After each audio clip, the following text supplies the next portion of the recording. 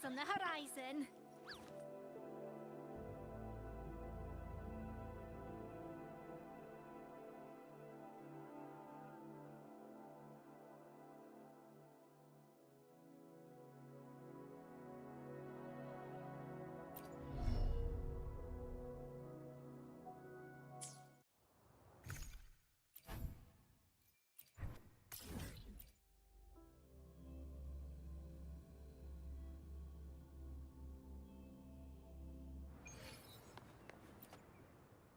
Combat isn't just about strength. You there.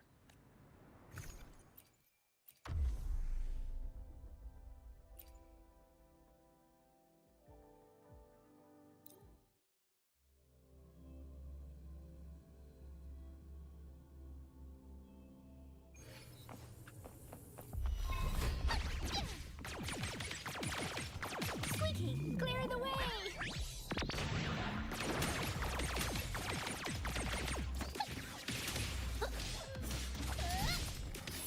Watch this! Time for some hot action!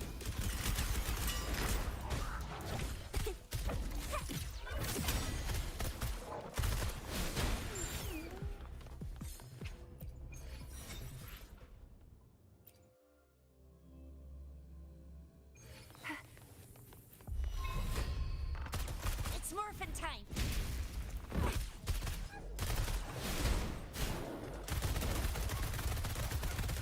Boom! Headshot! Deities? Feel my call. Responding. Five thunders have spoken! Demons perish! Two mountains crush! Together! Rusty hands. Squeaky, alert! Squeaky, get him, buddies! Oh, bring it on!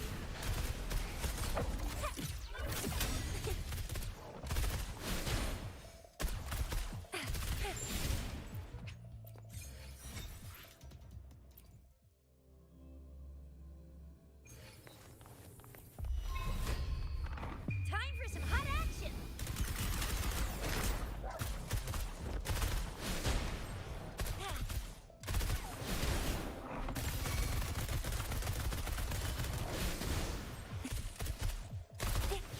Together! Squeaky, alert!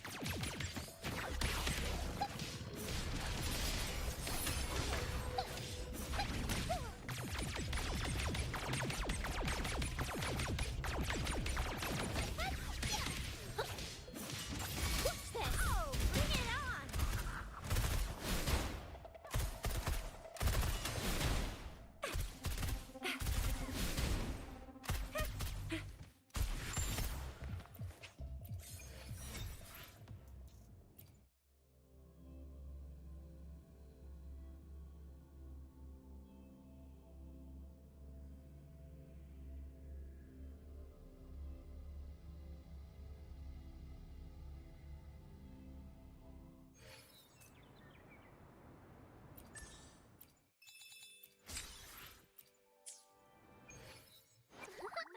Eyes on the horizon.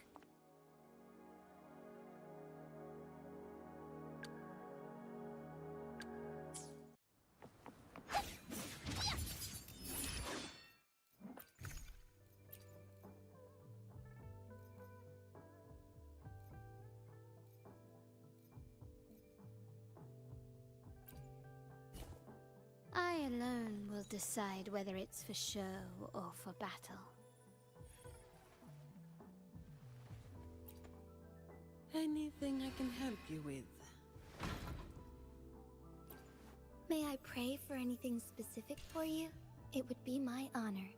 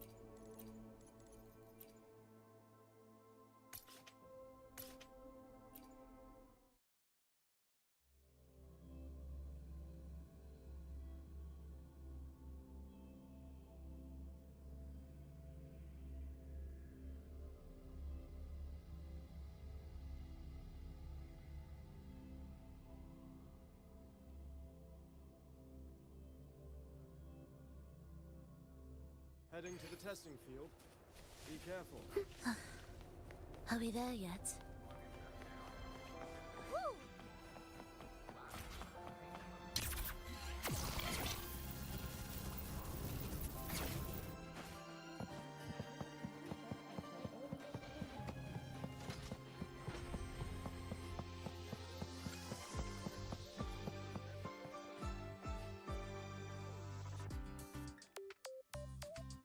When the bird glides across the sky.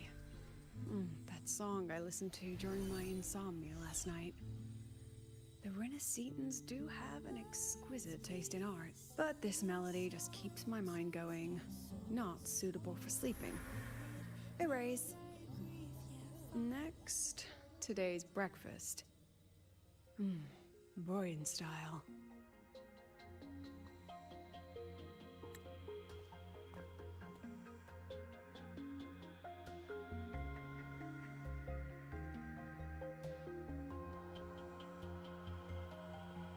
All trivial.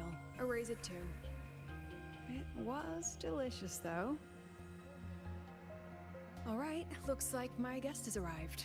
Gotta handle the rest later.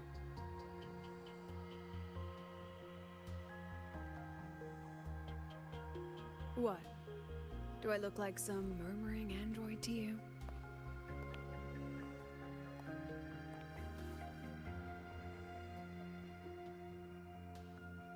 Sorry, President. Were you? Tuning memories. Curious about my forte?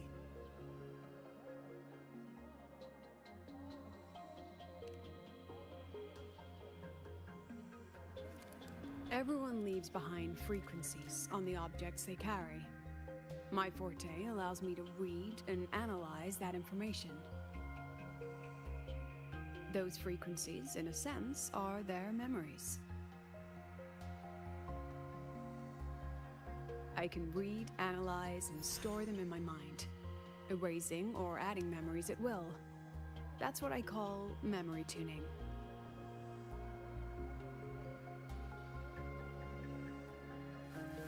But the brain has limits, so I have to decide which memories to keep and which to discard, just like you saw earlier.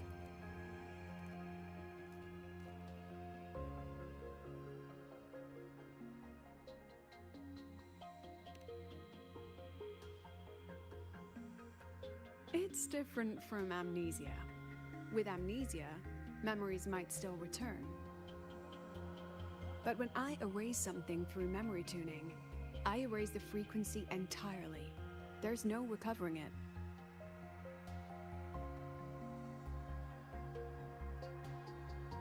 Alright, back to the point. I told you all that because it ties into what I mentioned in the message earlier.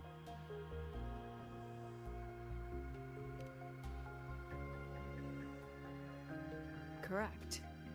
I need your help to confirm something. May I borrow an item you always carry?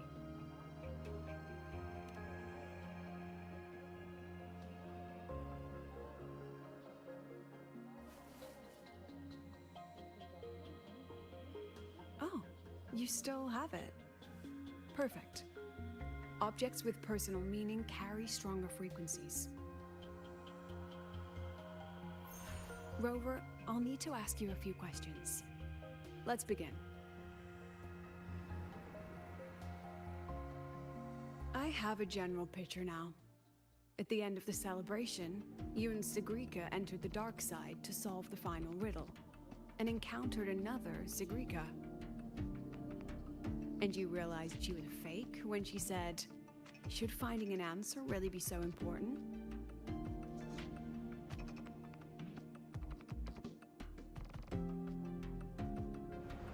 You got it all right. Amazing how much you learned just from that single chord. To me, your memories play like a film. I can pause and study them frame by frame. So, what happened after the fake Sigrika revealed herself? Then, there was a rabbit. I remember chasing it. The same one I saw right after entering the dark side. I see. Thank you, Rover. I think I've found what I needed.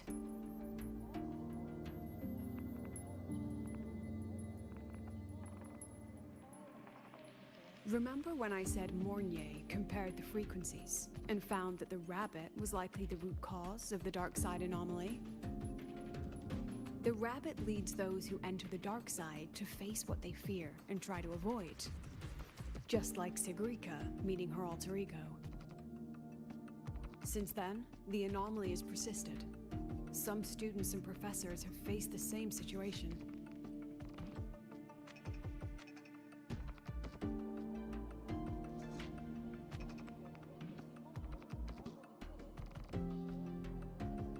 Given the Grand Architect's teaser for you and Dr. Luke, that rabbit should be one of the Fraxidus' little tricks in this game of theirs.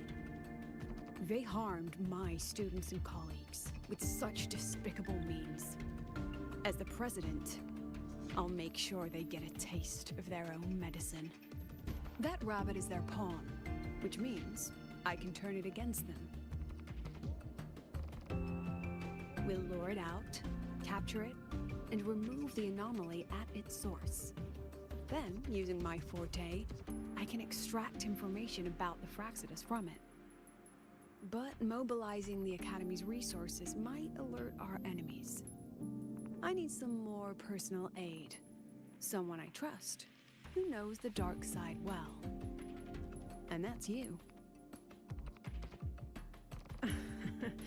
Let's call it a field project.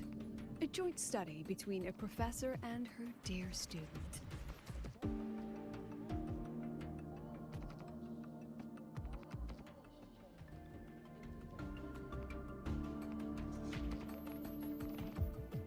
It's worth noting that while many have entered the dark side, only a few were chosen by the rabbit. While the celebration incident was a Fraxidus scheme targeting you and Sigrika, the other victims might have followed a pattern that drew the rabbit.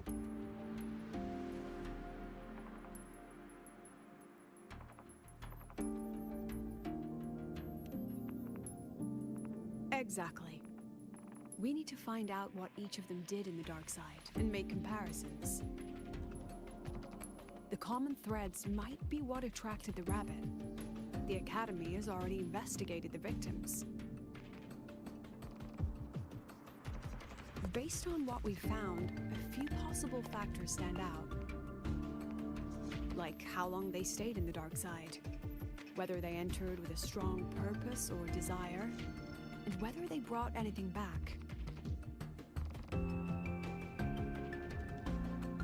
Our next lead is a professor with a pretty strong opinion against the Academy's management. That's why you as a student are a better choice to approach him.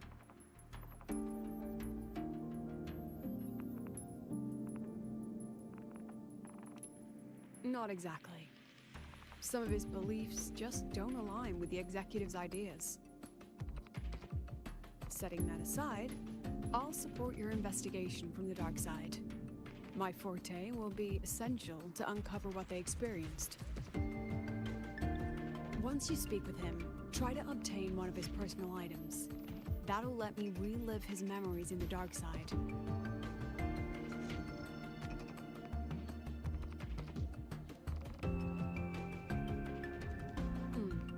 Now, I've texted you the basic info on that victim. And take this.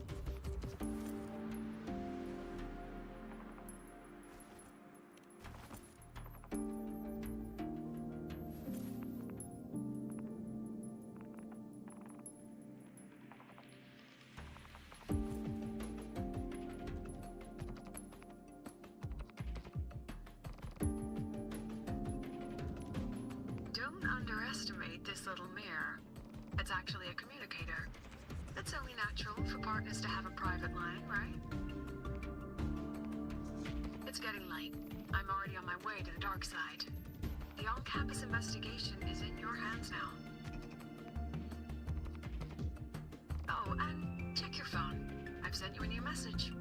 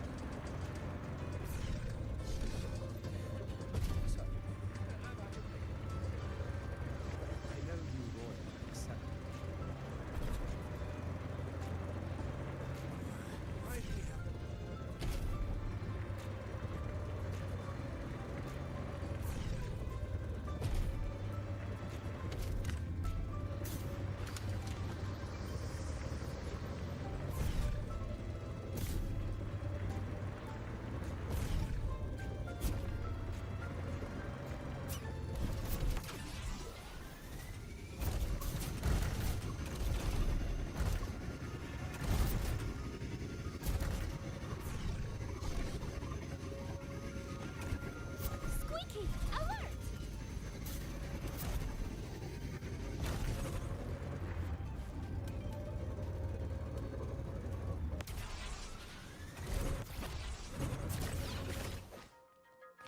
Lumilu!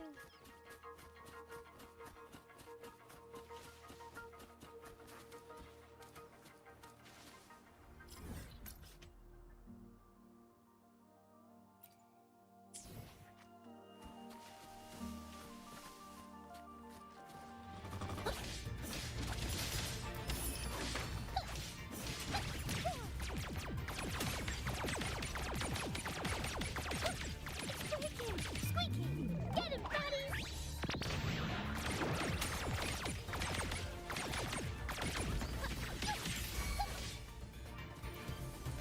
Do keep up.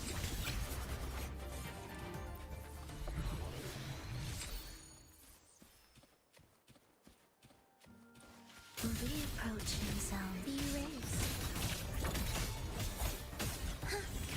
Hear the echoes.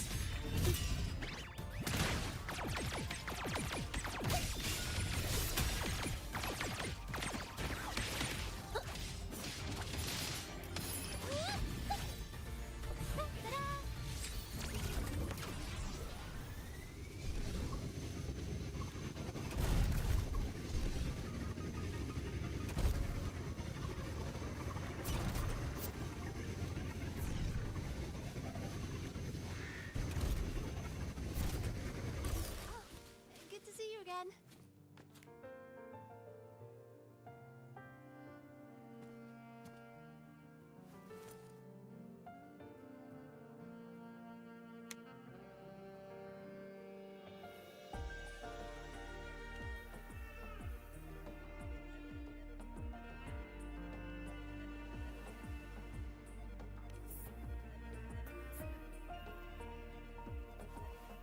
You're holding it too close. Using a communicator like that would make you look too suspicious. Relax. I already adjusted the settings before giving it to you.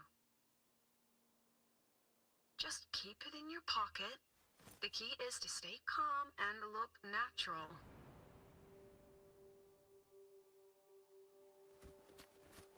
So, what does your receiver look like?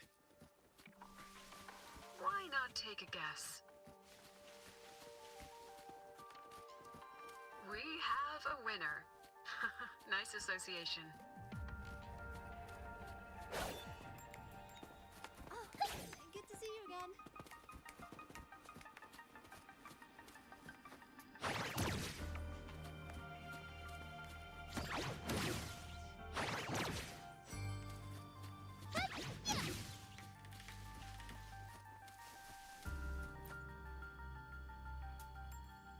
Ugh, law of conservation.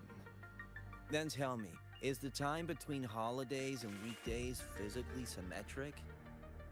Fridays turn into weekends, but when weekends pass, it takes 4 whole days for Friday to come again.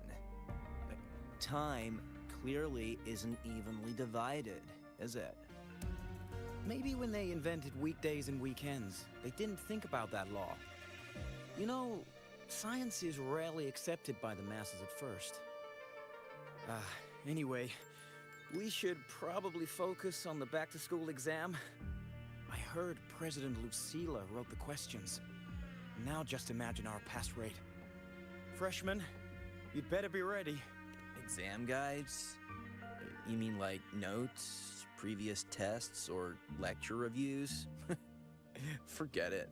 None of that works on President Lucilla's exams. According to her, don't think of it as a test of knowledge, but an assessment of your life skills. After all, here at Star Torch, knowledge isn't just for show, it's what lets you breathe and move forward. Yeah, she really doesn't like those old scholars who keep talking about theories all day. Speaking of our professors, is there anyone who might go easy on students? Maybe Professor Savi? Professor Savi? Maybe. People say he treats students like his own kids. We just saw him earlier. But isn't he one of those old scholars the president dislikes? I heard they had a dispute once. He refused to compromise his academic pursuits, and it all ended on a sour note. Ugh. Adult drama. Let's not dwell on it. Oh, and why are you asking about Professor Savi? Say no more. He's nearby. You can find him up ahead.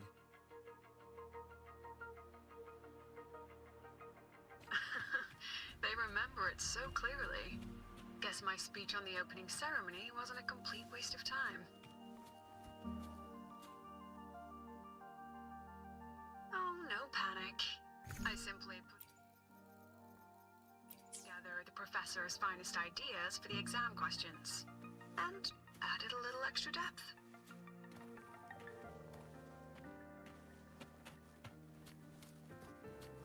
Professor, about my paper. I read it.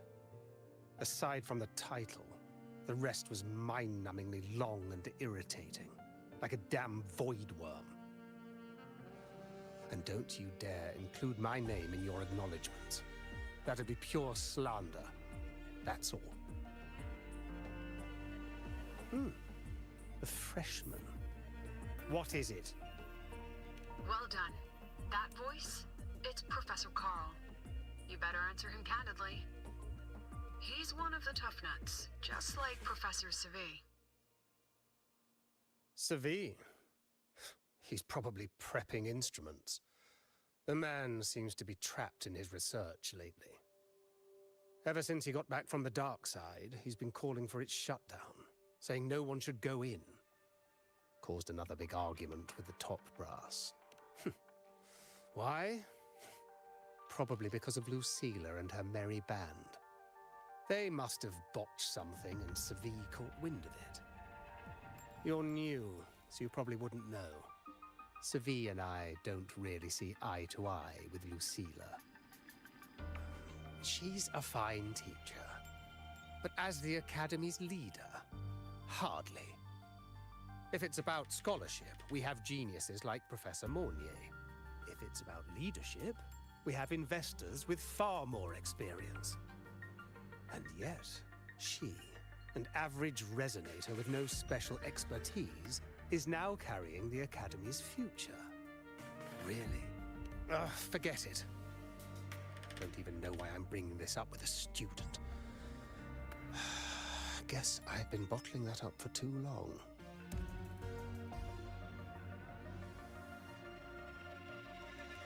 About what Professor Carl just said. Oh, don't worry. I'm fine. In my position, hearing skeptical voices is part of the job. But tell me, Rover, what do you think a president should be like? And where should Star Torch Academy be heading? Oh, no rush. Go see it for yourself. Let's keep moving. Professor Savi should be just ahead. And one more thing. He is also a memory-type resonator. He can reproduce and project objects from his memories. To keep you focused, I'll stay quiet during your conversation.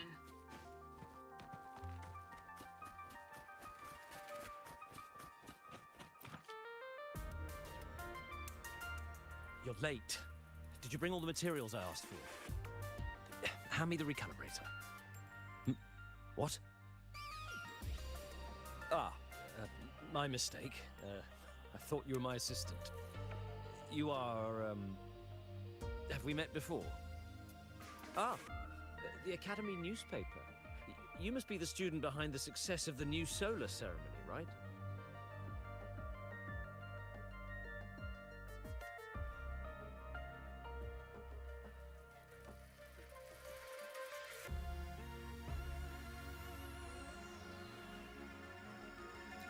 So, when the launch program for Helios bugged out, how did you manage to recalibrate the parameters? And what about the live drive data?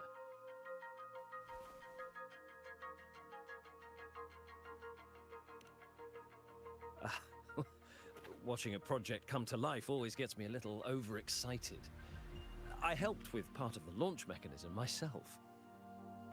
Oh, I haven't even introduced myself properly. I'm Savi, professor from the Department of Engineering, and a past recipient of the Space Trek Collective's Star Torch Prize. This prize hasn't been awarded in years due to the difficult situation. Oh, don't get me wrong, I'm not showing off.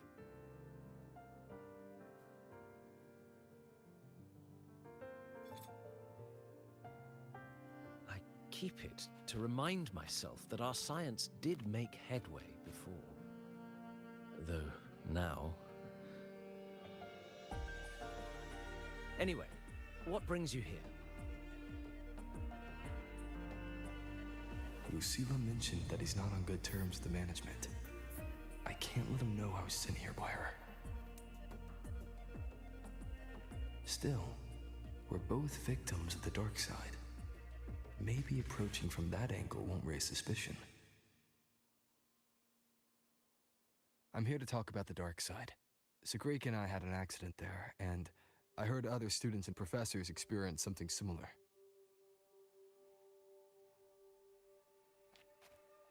There are so many conflicting stories about it.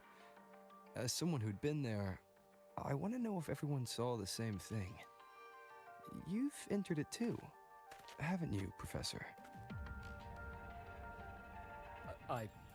Before that, tell me, what did you see in there?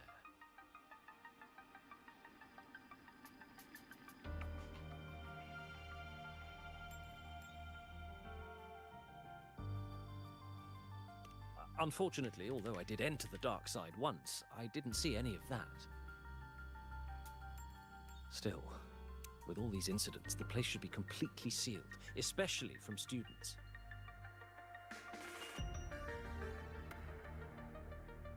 Now, I have to prepare for an experiment. We can have more discussion next time. Oh, and,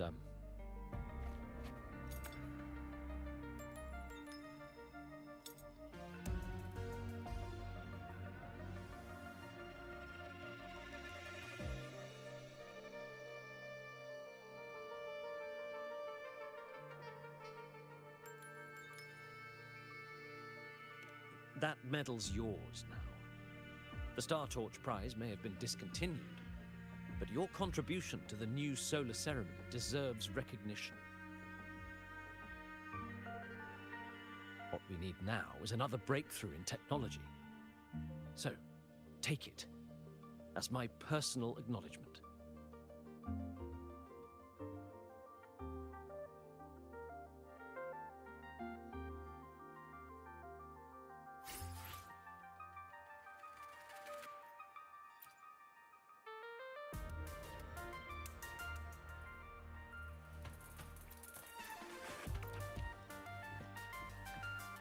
Yes, I've heard everything. Looks like Professor Savid didn't want to open up about what he saw on the dark side. Even so, that medal's a valuable lead. It's deeply connected to him.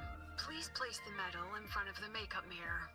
I can't touch it myself, so I'll read and tune its frequency remotely.